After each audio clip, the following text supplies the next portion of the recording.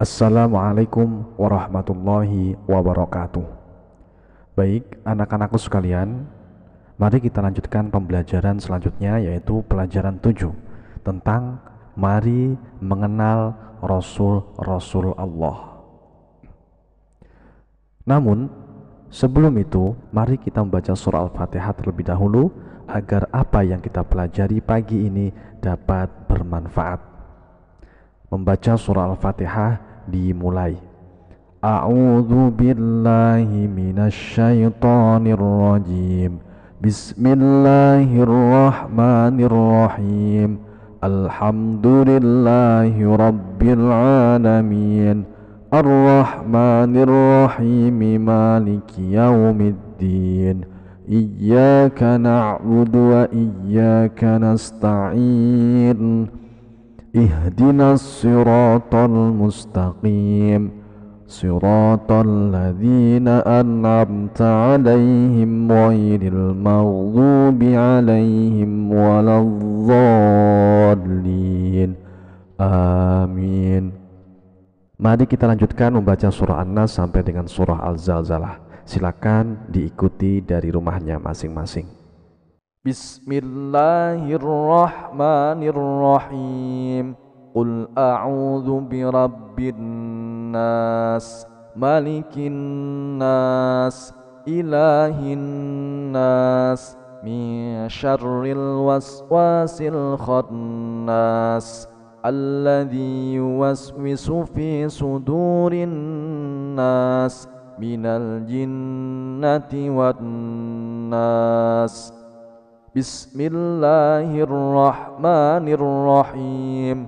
Qul a'udzu birabbil falaq, min syarri ma khalaq, wa min syarri ghasiqin idza waqab, wa min syarri naffatsati fil 'uqad, wa min syarri hasidin idza hasad.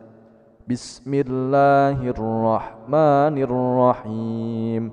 Qul huwallahu ahad, Allahus samad, lam yalid wa lam yulad wa lam yakul lahu kufuwan ahad. Bismillahirrahmanirrahim. Tabbat yada abi lahabin wa tabb, ma aghna anhu maluhu wa ma kasab, sayasla naran dhata lahab, wa imra'atuhu hammalatal hatab, fi jidha hablum min masad. Bismillahirrahmanirrahim.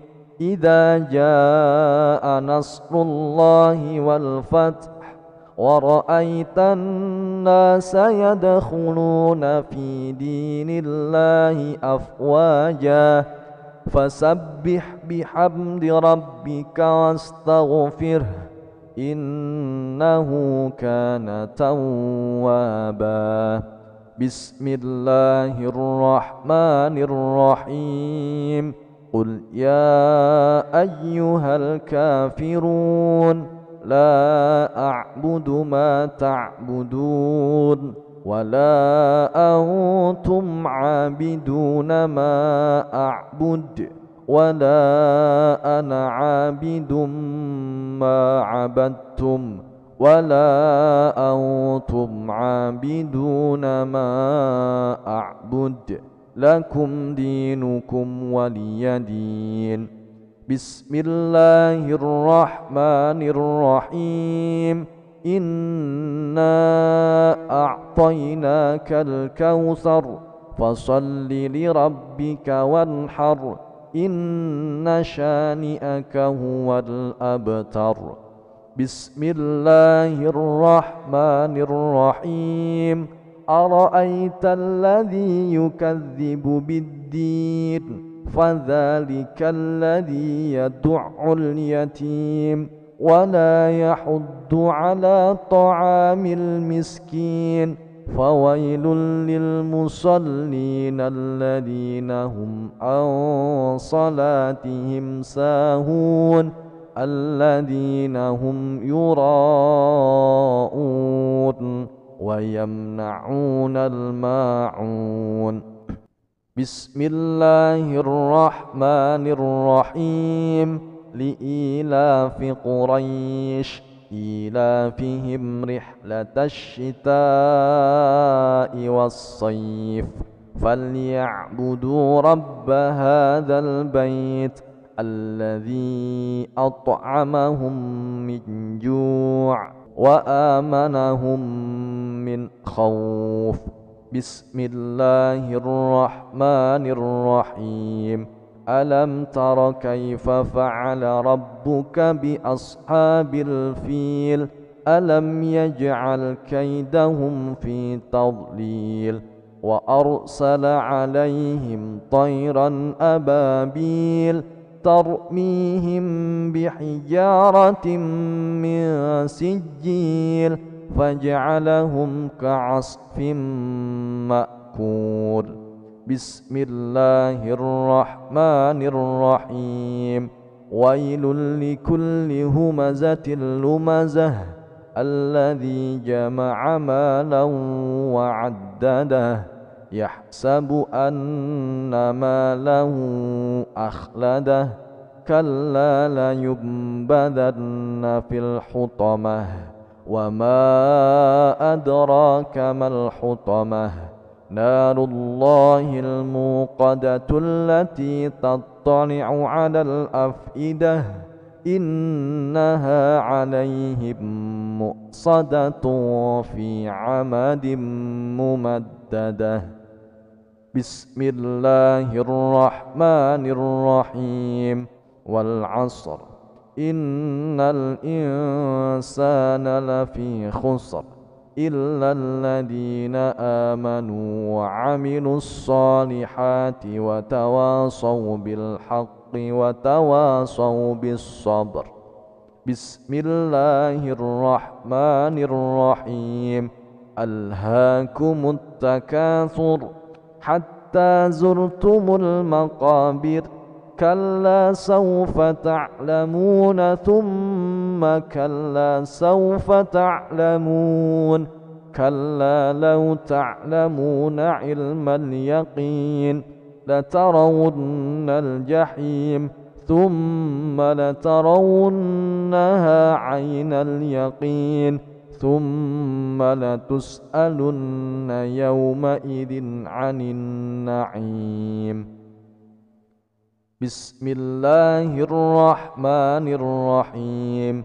القارعة ما القارعة وما أدراك ما القارعة يوم يكون الناس كالفراش المبثوث وتكون الجبال كالعهن المنفوش فأما من ثقلت موازينه فهو في عيشة راضية وأما من خفت موازينه فأمه هاوية وما أدراك ما هي نار حامية.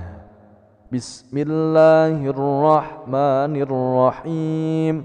والعاديات ضبحا فالموريات قدحا فالمغيرات صبحا فأثرن به نقعا فوسطن به جمعا إن الإنسان لربه لكنود وإنه على ذلك لشهيد وإنه لحب الخير لشديد أفلا يعلم إذا بعثر ما في القبور وحصل ما في الصدور إن ربهم بهم يومئذ لخبير.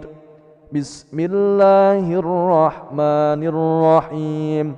إذا زلزلت الأرض زلزالها وأخرجت الأرض أثقالها وقال الإنسان ما لها يومئذ تحدث أخبارها بأن ربك أوحى لها يومئذ يصدر الناس أشتاتا ليروا أعمالهم فمن يعمل مثقال ذرة خيرا يره ومن يعمل مثقال ذرة شرا يره صدق الله العظيم. Baik anak-anakku sekalian, kita lanjutkan pembelajarannya mengenai mari mengenal Rasul-Rasul Allah. Apa makna Rasul Allah? Rasul artinya utusan, sedangkan Rasulullah artinya utusan Allah.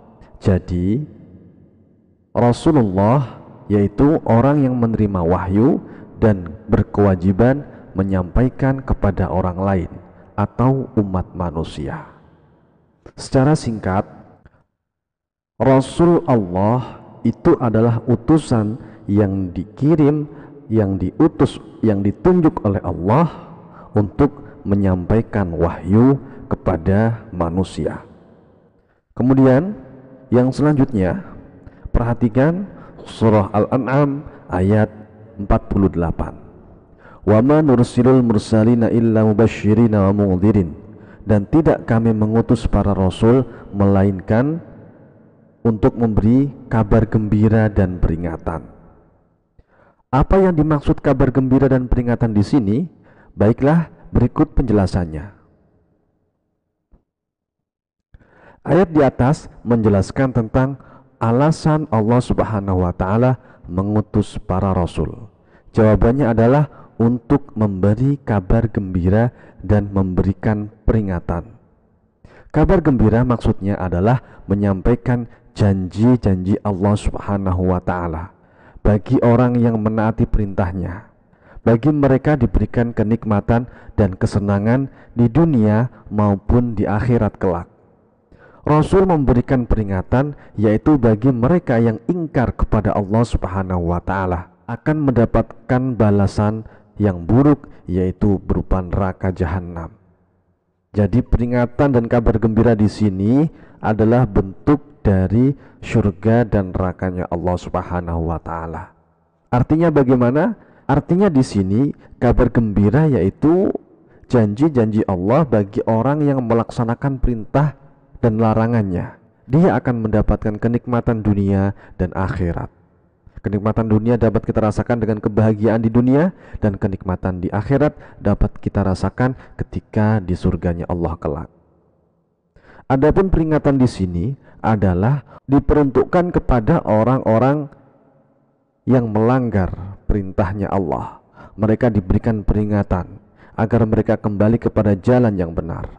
Jika mereka tidak kembali kepada jalan yang benar, maka balasannya adalah seburuk-buruk balasan, yaitu apa? Yaitu berupa neraka jahanam.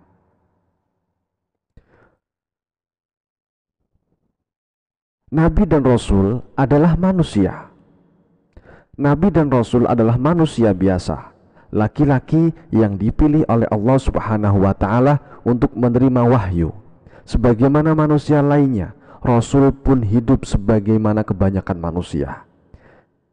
Rasul juga makan, minum, berjalan-jalan, nikah, memiliki anak, merasa sakit, senang, susah, semakin tua, mati, dan sifat-sifat manusiawi lainnya.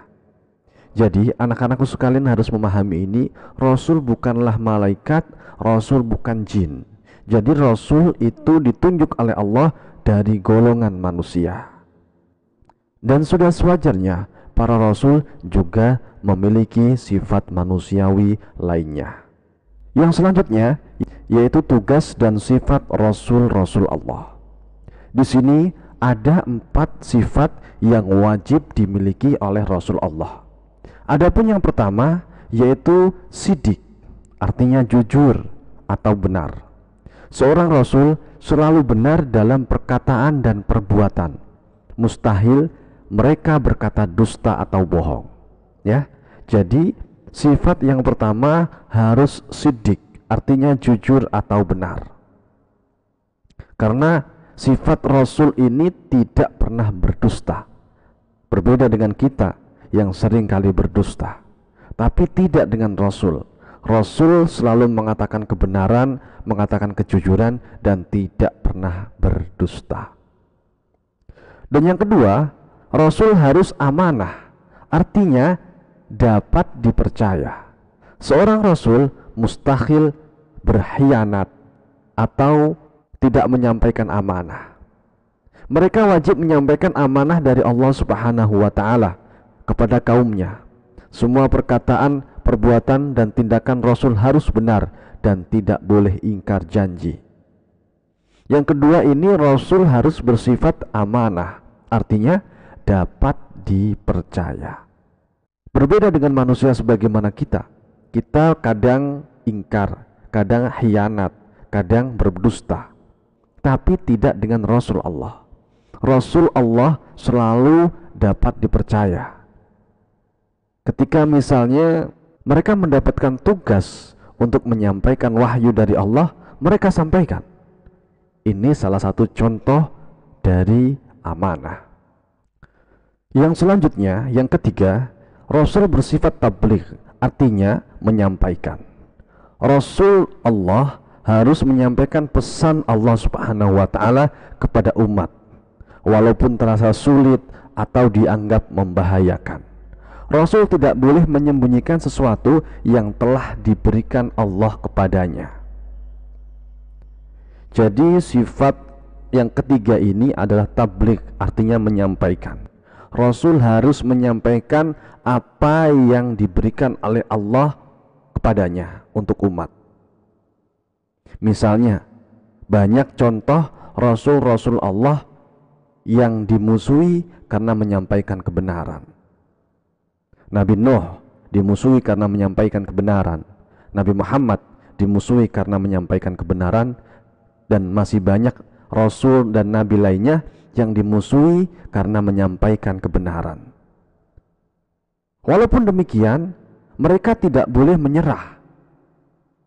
Mereka harus tetap menyampaikan apa yang menjadi tugas mereka.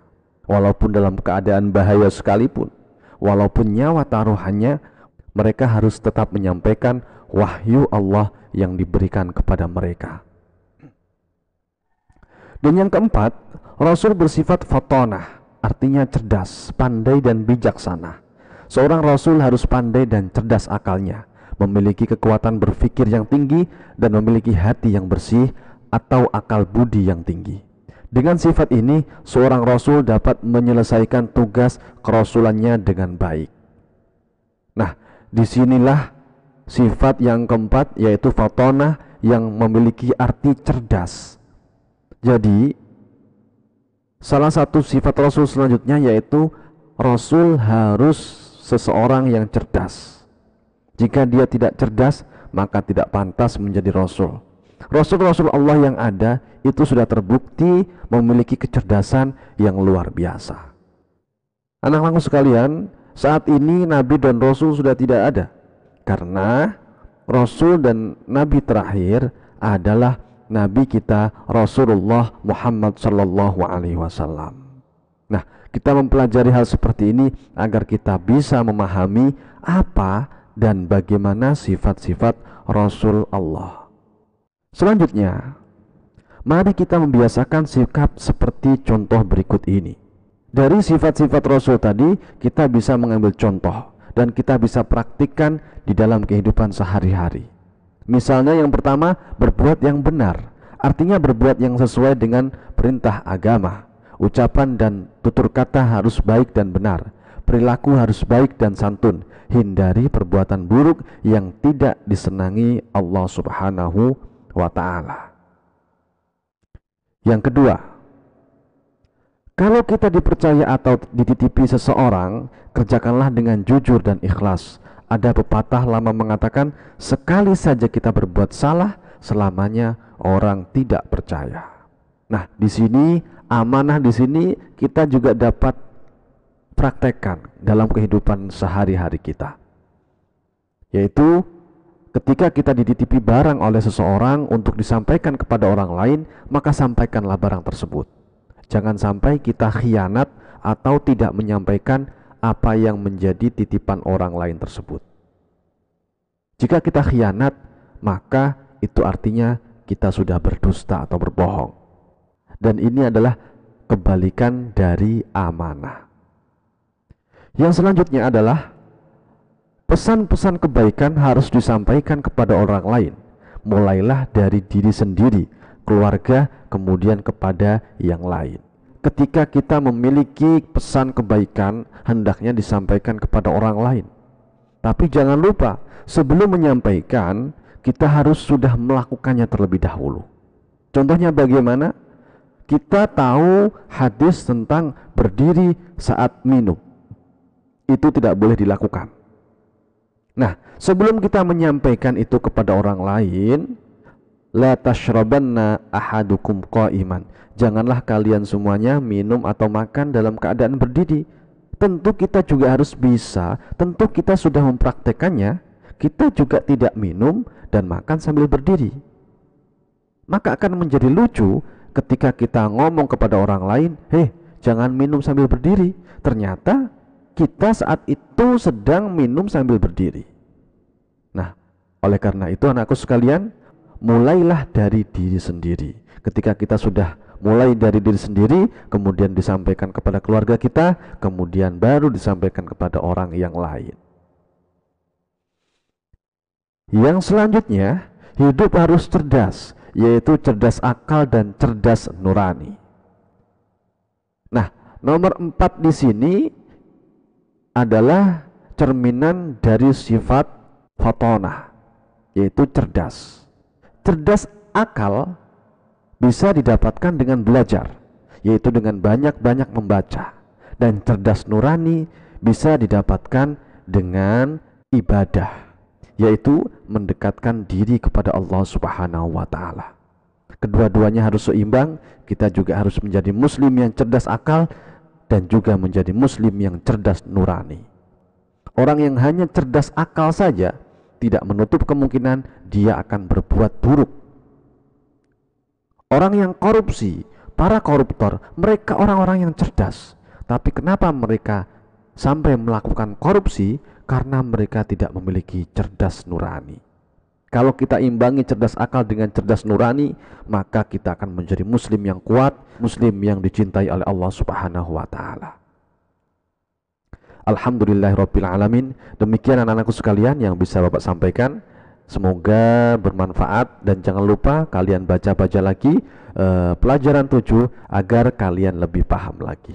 Demikian yang bisa disampaikan, kurang lebihnya mohon maaf. Assalamualaikum warahmatullahi wabarakatuh.